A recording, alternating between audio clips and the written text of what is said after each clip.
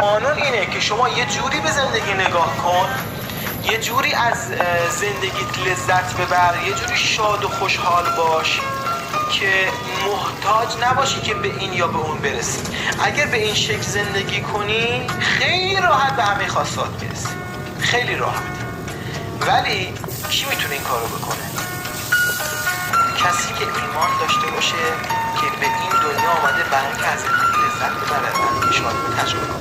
پول دنبال کسایی میره که بهش وابسته نیستن. بحث بین خواستن و محتاج بودن، تفاوت، اختلاف بین خواستن و محتاج بودن. یه موقع من چیزی میخوام، یه موقع من محتاج چیزی هستم یا وابسته به چیزی هستم.